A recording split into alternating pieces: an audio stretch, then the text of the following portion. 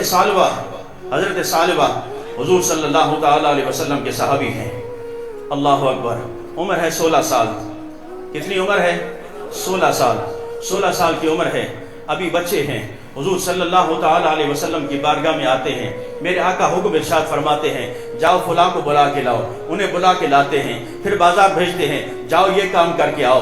وہ بازار جاتے ہیں، پھر یہ کام کر کے آتے ہیں۔ میرے آقا چھوٹے موٹے کام حضرت سالبہ سے لیتے رہتے ہیں۔ اللہ اکبر۔ ایک دن کام کے لیے بھیجا کہ جاؤ سالبہ یہ کام کر کے آؤ۔ حضرت سالبہ گئے۔ اللہ اکبر۔ حضرت سالبہ گئے۔ حضرت سالبہ جب جاتے ہیں، وہاں پر دیر ہو جاتی ہے۔ واپسی پہ آتے ہوئے حضرت سالبہ کہتے ہیں، میں نے کیا دیکھا؟ ایک حمام میں عورت غسل کر رہی ہے، عورت نہا رہی ہے۔ اچانک پردہ سرکتا ہے، اچانک پردہ ہٹتا ہے۔ جب میری نگاہ پڑی، حضرت سالبہ کہتے ہیں، جب دوبارہ میں نے نگاہ اٹھائی تو اللہ اکبر، حضرت سالبہ کہتے ہیں اچانک خیال آیا، تو رسول اللہ کا وفادار امتی ہے، تو رسول اللہ کا صحابی ہے۔ اے سالبہ، یہ تجھ سے کیا ہو گیا؟ تو نے دوبارہ نگاہ سے دیکھا، تو نے دوبارہ ایک عورت کی طرف دیکھا ہے۔ اب حضور صلی اللہ تعالیٰ علیہ وسلم کی بارگاہ میں کیا جواب دو گے؟ حضور کی بارگاہ میں کہیں ایسا تو نہیں کوئی آیت آ جائے تمہارے بارے میں کہ تو منافق ہو گیا ہے، تو حضور کا امتی ہو کر یہ حرام کام کر رہا ہے، تو حضور کا امتی ہو کر یہ بدنگاہی کر رہا ہے۔ اللہ اکبر۔ حضرت سالبہ کے دل میں خوف پیدا ہوتا ہے، اب کس منہ سے حضور کی بارگاہ میں جاؤں؟ کس منہ سے حضور کی بارگاہ میں جاؤں؟ یہیں سے واپس پلٹ جاتے ہیں۔ حضرت سالبہ واپس پلٹ جاتے ہیں اور پہاڑ کی طرف رخ کرتے ہیں، اور پہاڑ پہ جا کر حضرت سالبہ رضی اللہ تعالیٰ عنہ زارو قطار روتے ہیں، اے میرے پروردگار، مجھ سے گناہ سرزد ہو گیا۔ اے پروردگار، میں حضور صلی اللہ تعالیٰ علیہ وسلم کی بارگاہ میں کیا منہ لے کر جاؤں گا اور حضور کو کیا جواب دوں گا کہ تیرا امتی ہو کر تجھ سے محبت کا دعویٰ کرنے والا ہو کر آج مجھ سے بدنگاہی ہو گئی ہے، میرے پاس کوئی جواب نہیں ہے۔ کہیں ایسا نہ ہو میرے لیے کوئی آیت نہ آ گئی ہو کہ سالبہ تو منافق ہو گیا ہے۔ اللہ اکبر۔ حضرت سالبہ کہتے ہیں، میں وہاں پہاڑ پر روتا رہا۔ یہاں شام ڈھل جاتی ہے، حضور صلی اللہ تعالیٰ علیہ وسلم نے نماز پڑھائی۔ نماز کے بعد جب سلام پھیرا، صحابہ سے پوچھتے ہیں، صحابہ بتاؤ سالبہ کہاں ہے؟ وہ کیوں نہیں آیا؟ سالبہ کیوں نہیں آیا؟ اللہ اکبر۔ صحابہ نے عرض کی، یا رسول اللہ، کافی دیر ہو گئی ہے، ہم بھی انتظار کر رہے ہیں، پتہ نہیں کہاں چلا گیا۔ میرے آقا نے فرمایا، جاؤ اسے تلاش کرو، جاؤ اسے تلاش کرو۔ صحابہ تلاش کرنے نکل جاتے ہیں۔ ایک ہفتہ گزر جاتا ہے، دوسرا ہفتہ گزر جاتا ہے، تیسرا ہفتہ گزر جاتا ہے۔ میرے آقا فرماتے ہیں، صحابہ سالبہ ملے کہ نہیں؟ عرض کی، یا رسول اللہ، ہم نے بڑا تلاش کیا لیکن سالبہ نہیں مل رہے۔ حضرت رسول اکرم صلی اللہ تعالیٰ علیہ وسلم نے فرمایا، اے فاروق اعظم، اے سلمان فارسی، جاؤ تم جا کے انہیں تلاش کر کے آؤ، یہ سالبہ کہاں چلا گیا؟ اللہ اکبر۔ حضرت فاروق اعظم رضی اللہ تعالیٰ عنہ اور حضرت سلمان فارسی رضی اللہ تعالیٰ عنہ حضرت سالبہ کو ڈھونڈنے نکلتے ہیں۔ گلیوں میں، چوکوں چوراہوں میں، بیابانوں میں حضرت سالبہ کو ڈھونڈتے ہیں۔ اللہ اکبر۔ جب اس پہاڑی کے درمیان پہنچے نا، جب اس پہاڑی کے قریب پہنچے، کیا دیکھتے ہیں؟ ایک چرواہا ہے، بکریاں چرا رہا ہے۔ حضرت فاروق اعظم آگے بڑھے اور کہا کہ اے نوجوان، کہیں اس حلیے کا، اس قد کا، اس رنگ کا کوئی بچہ تو یہاں نہیں دیکھا، کوئی بچہ تو یہاں نہیں دیکھا۔ اس چرواہے نے جب سنا نا، کہا کہ ہاں، جو آپ حلیہ بتا رہے ہو، جو آپ قد کاٹ بتا رہے ہو، اور تو ہم نہیں جانتے کہ آپ کس کو تلاش کرنے آئے ہو۔ ہاں، ہم نے اس قد کا، اس رنگ کا بندہ، اس حلیے کا بندہ دیکھا ہے، اس حلیے کا بچہ دیکھا ہے۔ کہا کہ کہاں دیکھا ہے؟ کہا کہ سامنے جو پہاڑی نظر آ رہی ہے، اس پہاڑی کی چوٹی پر یہ بچہ رہتا ہے اور اتنا زار و قطار روتا ہے، آہ و بکا کرتا ہے اور گریہ وزاری کرتا ہے، رو رو کے کہتا ہے، میرے مولا، مجھ سے گناہ سرزد ہو گیا ہے، میرے مولا، میں کیا منہ لے کر تیری بارگاہ میں، تیرے محبوب کی بارگاہ میں جاؤں گا۔ نوجوانوں، گناہ ہم سے بھی سرزد ہوتے ہیں، نوجوانوں، غلطیاں ہم سے بھی ہوتی ہیں۔ کبھی ایسی غلطی پر کوئی نادم بھی ہوا ہے، کبھی ایسا بھی احساس ہوا ہے کہ میں رب کو کیا جواب دوں گا، اس کے محبوب کی بارگاہ میں کیا جواب دوں گا؟ کیا ہی ایسی ندامت اگر آ جائے، خدا کی قسم پھر دیکھیے نوازشیں کیسے ہوتی ہیں۔ اس چرواہے نے کہا، جب وہ آہ و بکا کرتا ہے، جب وہ آہ و بکا کرتا ہے، جب وہ آہیں کرتا ہے، ہماری بکریاں چارہ کھانا بھی چھوڑ دیتی ہیں، گھاس کھانا بھی چھوڑ دیتی ہیں، چرنا بھی چھوڑ دیتی ہیں۔ میں اس کی آہ و بکا کو بیان نہیں کر سکتا۔ اللہ اکبر۔ حضرت فاروق اعظم نے کہا، ہو نہ ہو یہی سالبہ ہوں گے، یہی سالبہ ہوں گے۔ کہا کہ آپ کے پاس کب آتا ہے؟ کہا اس کا کوئی ٹائم نہیں ہے، جب اسے بھوک لگتی ہے نا وہ پہاڑی سے اترتا ہے اور پہاڑی سے اتر کر میرے قریب آتا ہے اور کہتا ہے کہ مجھے دودھ دو، وہ بس دودھ پی کے روتا ہوا واپس چلا جاتا ہے۔ اللہ اکبر۔ فاروق اعظم نے کہا ہم چھپ کے بیٹھتے ہیں، ہم چھپ کے بیٹھتے ہیں، اب جب آئے نا ہمیں بتانا۔ حضرت فاروق اعظم چھپ کے بیٹھ گئے، سلمان فارسی چھپ کے بیٹھ گئے۔ تھوڑی دیر گزرتی ہے، جب رات ڈھلتی ہے کیا دیکھتے ہیں کہ حضرت ثعلبہ پہاڑی سے اترتے ہیں اور اس چرواہے کے پاس آتے ہیں اور آ کے کہا کہ مجھے تھوڑا دودھ چاہیے۔ اس چرواہے نے ایک کٹورا بھرا اور دودھ کا پیش کیا۔ حضرت ثعلبہ دودھ بھی پیتے جاتے ہیں اور روتے بھی جاتے ہیں، کوئی اور بات نہیں کرتے، آنکھوں سے زاروں قطار آنسو ٹپک رہے ہیں۔ حضرت فاروق اعظم اچانک سامنے آ جاتے ہیں، حضرت سلمان فارسی اچانک سامنے آ جاتے ہیں۔ حضرت ثعلبہ رو کے کہتے ہیں فاروق اعظم میرے قریب نہ آنا، اے سلمان فارسی میرے قریب نہ آنا، اللہ کی وحی آ گئی ہوگی، میں تو منافق ہو گیا ہوں، میں رسول اللہ کو سامنے کیا جواب دوں گا، مجھ سے گناہ سرزد ہو گیا ہے، فاروق اعظم میرے قریب نہ آنا۔ اللہ اکبر۔ حضرت فاروق اعظم رضی اللہ تعالیٰ عنہ فرماتے ہیں ثعلبہ تجھے رسول اللہ نے بلایا ہے،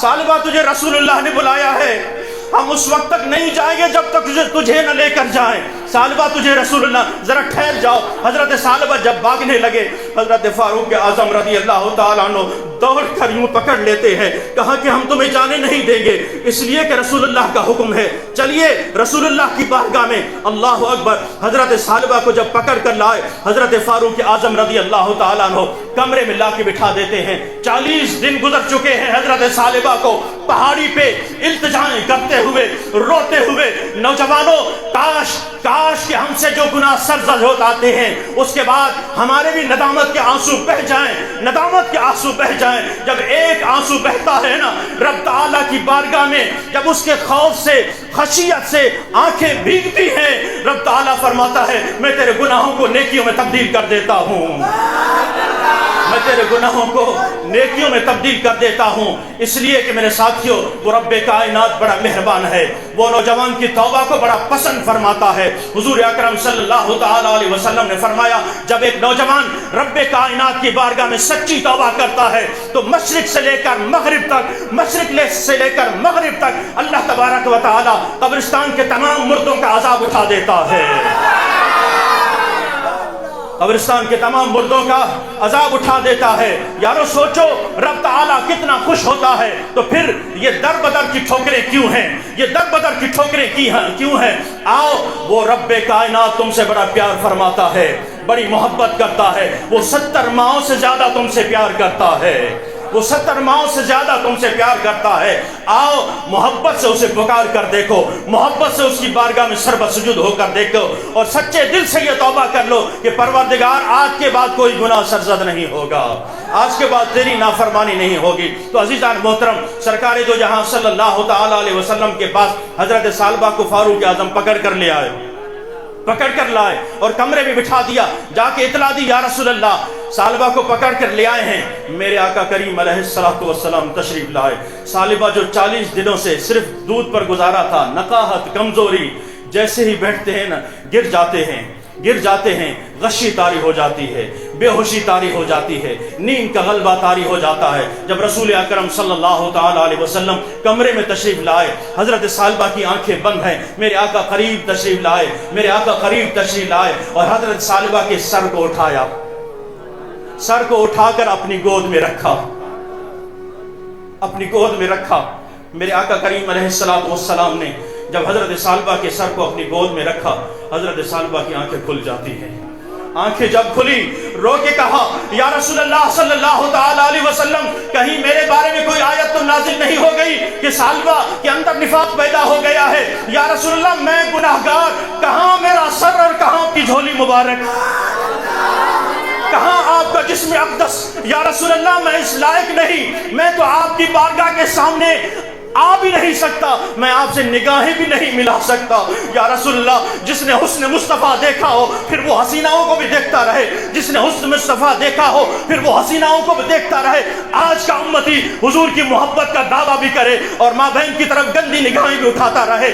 آج کا امتی حضور صلی اللہ تعالیٰ علیہ وسلم سے محبت کا دم بھی بھرے، لیکن شرم نہیں آتی پھر چوکوں چوراہوں پر کھڑے ہو کر بد نگاہی کرتا رہے۔ بتاؤ حضور صلی اللہ تعالیٰ علیہ وسلم کی بارگاہ میں پہنچ کر کیا جواب دو گے؟ اگر میرے آقا نے پوچھ لیا کہ میرا کلمہ پڑھتے تھے، مجھ سے محبت کا دعویٰ کرتے تھے، مجھ سے عشق کا دعویٰ کرتے تھے، تو پھر تمہاری حالت یہ تھی، تمہاری آنکھیں سارے دن بد نگاہی کرتی رہتی تھی، تمہارا دماغ کے اندر کتنے گندے خیالات ہوتے تھے۔ تو حضرت ثعلبہ کہتے ہیں یا رسول اللہ، میں اس لائق نہیں کہ آپ کی جھولی میں اپنا سر رکھوں، مجھے ہٹا دیجئے۔ میرے آقا کریم علیہ السلام نے فرمایا نہیں اے ثعلبہ، مت رو، کیا سوچ رہا ہے؟ عرض کی یا رسول اللہ، میں یہ سوچ رہا ہوں جو مجھ سے گناہ سرزد ہوا ہے نا، میں جہنم کے آخری گڑھے میں اپنے آپ کو محسوس کر رہا ہوں، میں جہنم میں اپنے آپ کو محسوس کر رہا ہوں۔ میرے آقا نے فرمایا یہ تو چلو گناہ ہے، تیرا تصور ہے، لیکن تو رب سے کیا امید کرتا ہے، رب سے کیا امید لگائے بیٹھا ہے؟ اللہ اکبر۔ حضرت ثعلبہ کہتے ہیں یا رسول اللہ، میرا رب تو بڑا مہربان ہے، میرا رب بڑا مہربان ہے، میرا رب بڑا مہربان ہے، وہ بخشنے والا مہربان ہے۔ فرمایا جب یہ امید ہے رب سے تو پھر آج تیرے رب نے تجھے بخش دیا ہے۔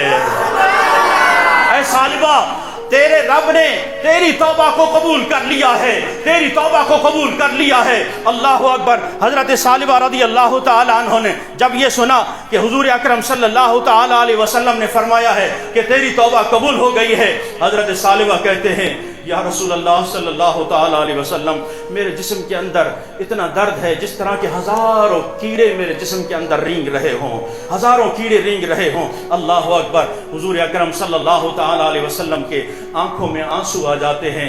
میرے آقا نے جب آنکھوں سے آنسو بہائے نا، حضرت ثعلبہ کہتے ہیں یا رسول اللہ، آپ کیوں رو پڑے؟ فرمایا کہ میں اس لیے رو رہا ہوں اے ثعلبہ، تیری موت کا وقت قریب آ چکا ہے، تیری موت کا وقت قریب آ چکا ہے۔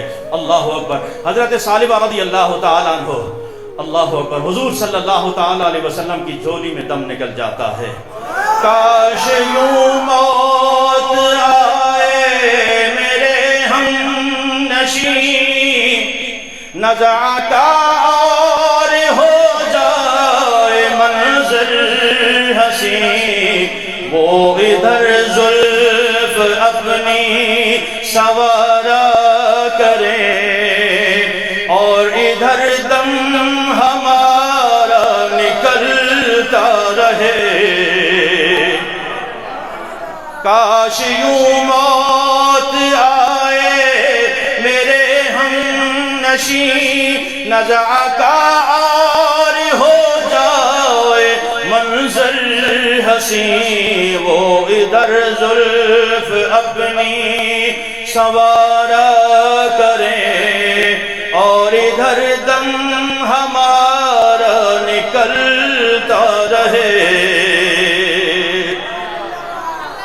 کاش کہ ایسی ندامت ہمیں بھی نصیب ہو جائے، ایسی ندامت ہمیں بھی نصیب ہو جائے اور رب کی بارگاہ میں ایسی توبہ کریں کہ اس کے بعد گناہ کے نزدیک بھی نہ جائیں۔